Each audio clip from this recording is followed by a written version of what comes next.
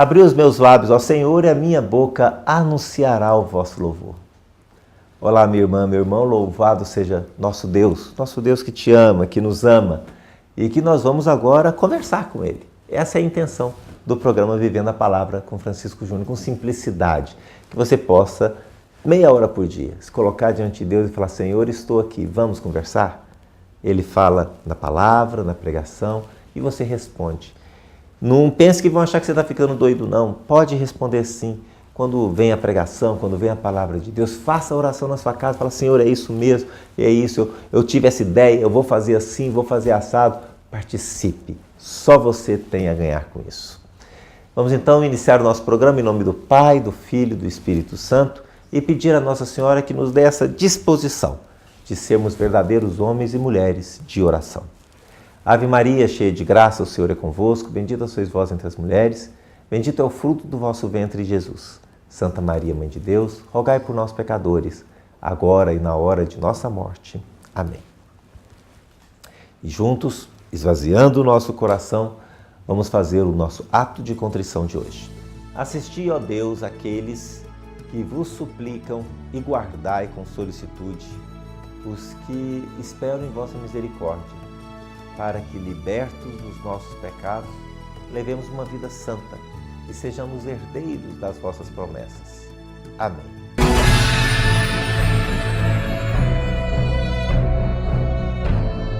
Durante toda a semana, estamos pedindo a graça do perdão e da compaixão sobre todos que estão arrependidos.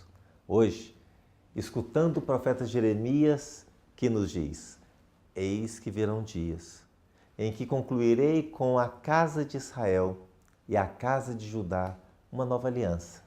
Imprimirei minha lei em suas entranhas e hei de inscrevê-la em seu coração. Serei seu Deus e eles serão meu povo.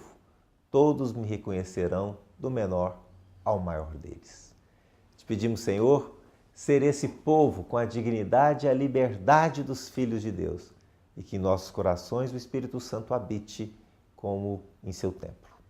Rezemos o Salmo 66. Que Deus nos dê a sua graça e a sua bênção e sua face resplandeça sobre nós. Que na terra se conheça o seu caminho e a sua salvação entre os povos. Senhor, dai-nos a graça de viver segundo a tua vontade, te amar de todo o coração. E agora eu te convido a ficar bem à vontade para ouvirmos a palavra de Deus. Acolha a palavra de Deus à medida que, seja na leitura, na proclamação da palavra, seja na pregação, fica avaliando como que você vai fazer para que a palavra de Deus ganhe força na sua vida. O que é necessário que você faça? O Espírito Santo lhe dará boas ideias. Por isso, vamos clamá-lo para que Ele esteja ao teu lado, dentro de você, para que esteja com você o tempo todo, motivando e te estimulando a uma boa experiência com a palavra de Deus. Rezemos. Vinde, Espírito Santo, enchei os corações dos vossos fiéis e acendei neles o fogo do vosso amor. Enviai o vosso Espírito e tudo será criado e renovareis a face da terra. Oremos. Ó Deus, que instruístes os corações dos vossos fiéis com a luz do Espírito Santo, fazei que apreciemos retamente todas as coisas, segundo o mesmo Espírito, e gozemos sempre de sua consolação. Por Cristo, Senhor nosso. Amém. E hoje quem prega para nós é o ministro de música Paulo Rogério. Ele prega sobre a palavra que está no Evangelho de São João, capítulo 8, do versículo 51 a 59. Paulo Rogério, Deus te abençoe e unja bastante. Boa noite, Francisco Júnior. E boa noite você que está na sua casa nos acompanhando. Hoje nós vamos trabalhar uma palavra totalmente ao inverso de várias coisas que nós estamos vendo no mundo, presenciando. Ou talvez não, ou talvez a sua realidade, ou talvez a minha realidade. O que nós temos sido hoje? Verdadeiros cristãos ou nós temos sido fariseus? A palavra de Deus hoje quer nos relatar verdadeiramente qual é a vontade de Deus na nossa vida. Para não indagarmos e sim aceitar que Jesus Cristo é o nosso Salvador. Ele é o que é. A palavra que nós vamos trabalhar hoje está no Evangelho de Jesus Cristo segundo a João, capítulo 8, versículos 51 ao 59. E João nos fala assim: em verdade vos digo, se alguém guardar a minha palavra, não haverá jamais a morte. Disseram os judeus: agora vimos que és possuído de um demônio. Abraão morreu, e também os profetas. E tu dizes que se alguém quer guardar a palavra, jamais provará a morte? És acaso maior do que o nosso pai Abraão? E ele, entretanto, morreu. E os profetas também. Quem pretende ser? Respondeu-lhe Jesus: se me glorifico a mim mesmo, a minha glória não me é dada. E não é nada. Meu Pai é quem me glorifica, aquele que vos dizeis ser o vosso Deus. E contudo não o conheceis, eu porém o conheço.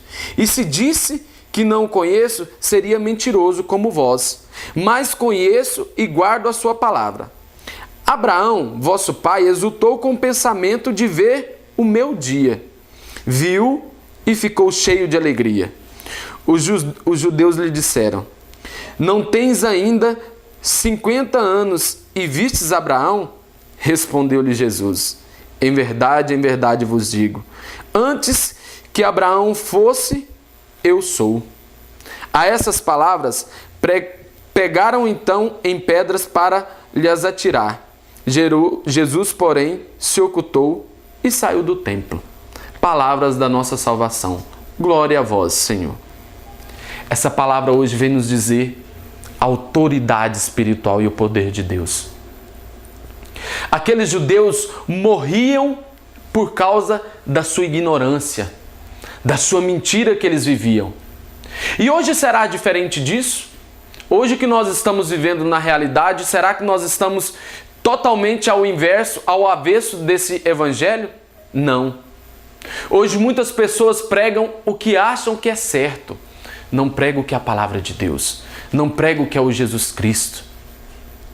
Aqueles judeus não entendiam que Jesus era o Verbo. Que no princípio de tudo, ele estava lá.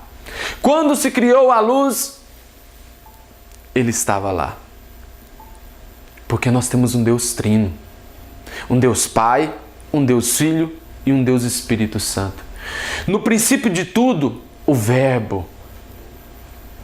A luz pairou sobre a terra. Jesus presenciou tudo porque Jesus é Deus. Nós temos um Deus trino que é um próprio só. Se você não acredita nisso ainda até hoje, me desculpe, você não acredita no cristianismo. Nós temos que, a partir de hoje, crer que o próprio Cristo nos salva. Que o próprio Cristo é intermédio de nós perante ao Pai. Que o próprio Cristo pode restaurar as nossas feridas, pode curar a nossa nação, pode fazer de nós homens novos, mulheres novas, famílias novas. Paramos de correr atrás de pessoas, paramos de correr atrás de falsas religiões e focamos os nossos olhares, o nosso coração em Cristo.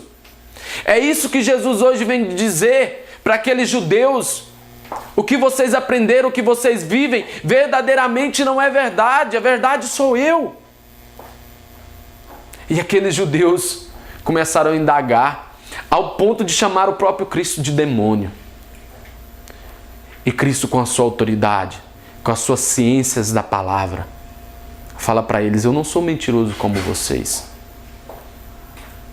Quando Abraão dava testemunho, não é porque eu não tinha 50 anos ou mais, é porque eu estava lá presente. É porque o próprio Abraão me viu e glorificou-se. É isso que a palavra está nos dizendo. Se você tem ido na igreja, se você que às vezes tem ido na igreja e tem olhado muitas vezes para o erro, para a falha do pregador, do padre que seja, é porque você não está vendo Cristo verdadeiramente. É porque você não está conseguindo enxergar Cristo como Abraão enxergou e se glorificou e se ficou cheio de alegria. A partir de hoje, creia na palavra de Deus. Vá na igreja, olhe aquele pregador, olhe aquele padre, mas deixe a palavra de Deus impactar o teu coração. Deixa Cristo fazer sinal na tua vida.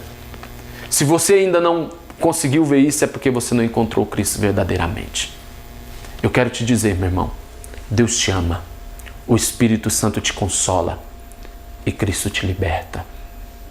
Olha para a palavra de Deus, vá para a igreja, vá para os grupos de orações, mas vá com o coração aberto para você, assim como Abraão, ver o próprio Cristo e glorificar. Que Deus te abençoe hoje nessa noite. que Ele possa te cobrir de bênção. E olha que promessa, se alguém guardar a palavra de Deus, não verá a morte, terá vida, vida eterna. Senhor, toda a nossa vida, é isso que desejamos. Dá-nos, Senhor, essa graça e o prêmio eterno da salvação. E eu quero te convidar a participar conosco, tanto fazendo com que o programa chegue ao maior número de pessoas, quanto sugerindo histórias de fé, fazendo perguntas, participando ativamente. É muito simples. Visite o nosso site, que é o www.comfranciscojr.com.br e participe. Vamos agora ao momento Edificando sobre a Rocha.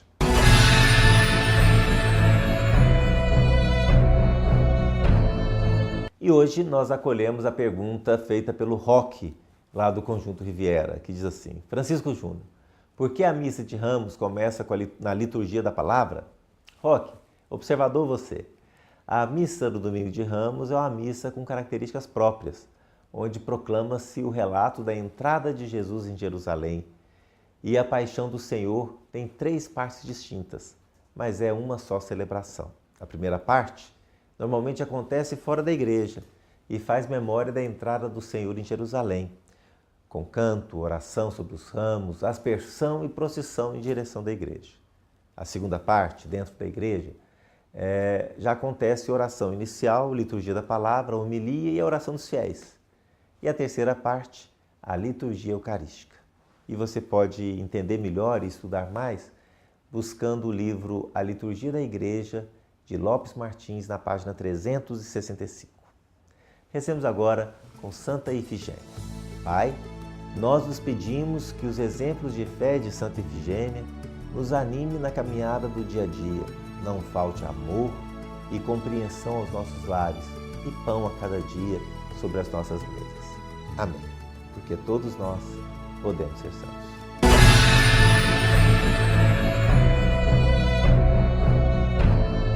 A história de fé de hoje nos conta uma história que é real. E eu tenho certeza que você já ouviu várias versões dela. Ela é muito famosa, muito conhecida. E acredito que já existe até alguma coisa na internet sobre isso.